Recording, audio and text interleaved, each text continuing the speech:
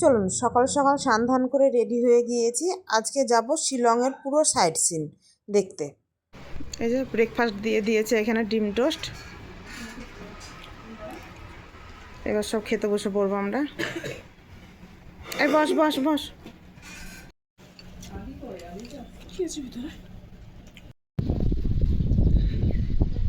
রূপটপ থেকে আমাদের এই পাহাড়টাও দেখা যাচ্ছে, আর রাস্তাঘাটে দেখা যাচ্ছে। ওখানে হচ্ছে পুলিশ বাজার।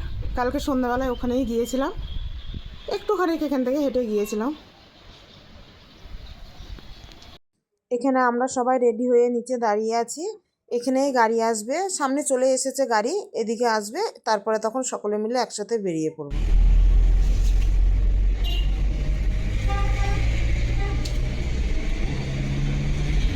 কোনোদিন আমি দেখিনি একটা ছবি।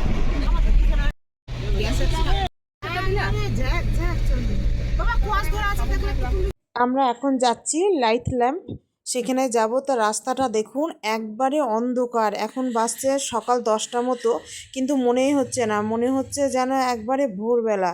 চারিদিকটা মেঘে ঢেকে গিয়েছে, হালকা বৃষ্টি পড়ছে, সামনে কিছু দেখা যাচ্ছে না। আর এখানে আসার পর অবস্থাটা একবার দেখেন, পুরো অন্ধকার, মনে হচ্ছে না এখান থেকে কিছু দেখতে পারবো। না না, জায়গাটার নাম কি বললো?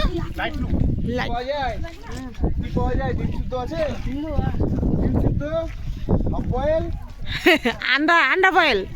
আমি কথা বললে কেউ কথা বলবো না, আমার কথার মানে অনেক রকম, তাই না দিদি?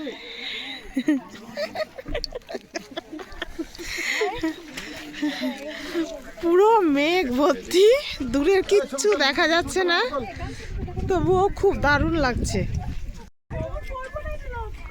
ভীষণ ঠান্ডা এখানে, ভীষণ ঠান্ডা। ওখানে পপকর্নটা কেনা হয়েছিল, তা খাওয়া হয়নি। আমরা এটা গাড়িতে যেতে যেতে সবাই মিলে খেয়ে নিচ্ছিলাম। দেখি এবার কোথায় নিয়ে যায় আমাদেরকে। এই যে এখানকার নাকি এটা আগে রাজবাড়ি ছিল, ভেতরে ঢোকা হয় না, বাইরে থেকে এভাবেই দেখালো।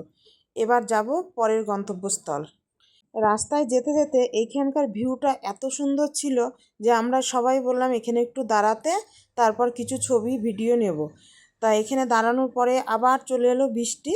তা যাই হোক, তার মধ্যেই ছাতা নিয়ে কিছু ছবি ভিডিও নিয়ে তারপর আবার চললাম পরের জায়গায়।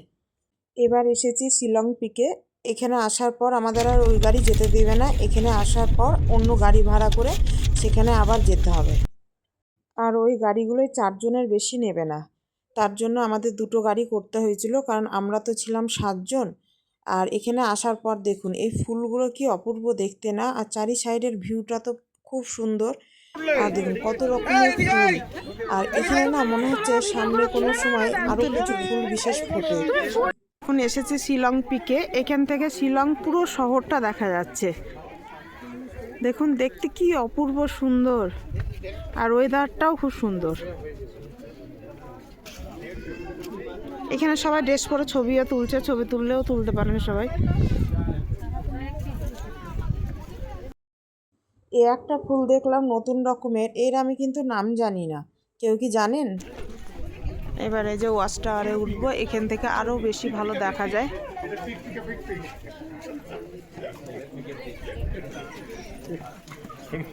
দারুণ দারুণ কথা।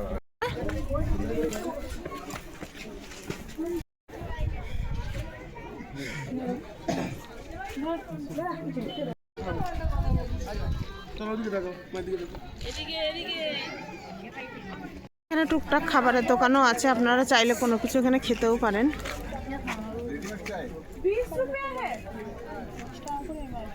খেলাম না, বাইরে এসে কোনো কিছু জিনিসপত্র নেই, ভালো না। না তো ফাইন ওই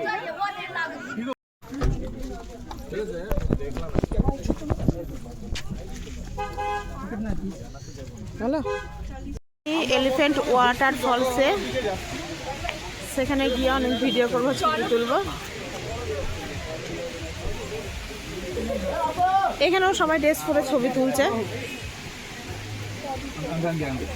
ওগুলো সিঁড়ি দিয়ে কিন্তু নিচে নামতে হবে সবাইকে। ওখানেও টিকিট নাকি? শুনতে পাওয়া যাচ্ছে, ঝর্ণার আওয়াজ শোনা যাচ্ছে, কি সুন্দর লাগছে। এখানে এসে বৃষ্টি শুরু হয়ে গেল একবারে।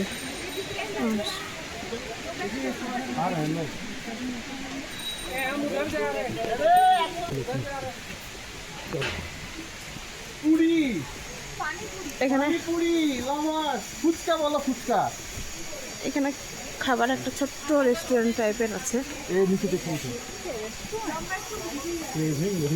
অনেকটাই নিচে নামতে হচ্ছে, আবার আসার সময় কিন্তু এটা উঠতেও হবে। আপনাকে বলছি, এখান থেকেও দেখা যাচ্ছে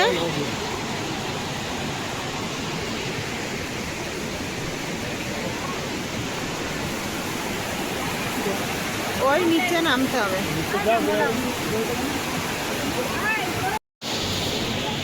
এখানে রাস্তাটা খুব একবারে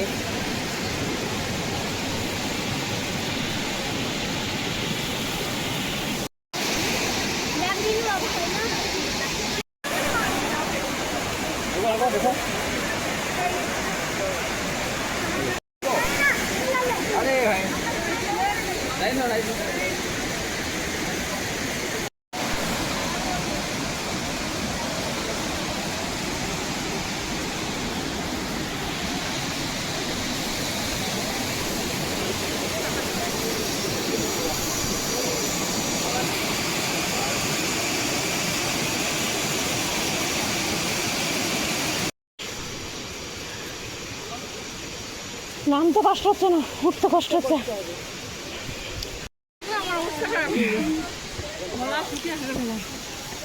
হাঁপিয়েছ কি গো, হাঁপিয়েছ? আমি তো হাতি না হুস্তিনি বুঝতে পারলাম না। এটা আগে ছিল হাতি, যারা নিচে নামতে পারবেন না তারা এখান থেকেও দেখতে পাবেন, ভালোই দেখা যাচ্ছে। আর পেছন নিচে প্রচণ্ড হাঁপিয়ে যাচ্ছে, অবস্থা দেখেন কিভাবে হাঁপিয়ে গিয়েছে। এখানেও সামনে একটা ছোট্ট বাজার মতো আছে, যেখানে টুকটাক খাবারের দোকান, কেনার জিনিস আছে, মানে ব্যাগ, টুপি, হালকা সোয়েটার, চাদর, কেউ বাজার করলে করতে পারেন। আর যেখানেই যায় একটু বাজার মনে হয়, যার জন্য এখানেও একটা কিছু কিনে নেব। তো এখানে ঢুকেছিলাম, তো প্রচণ্ড দাম বলছিল জিনিসপত্রের। তার মধ্যেও একটা ছোট্ট ওই পাখিগুলো নিলাম, যেটা বেশ ভালোই লাগছিল দেখতে। এবার যাব পরের গন্তব্যস্থল।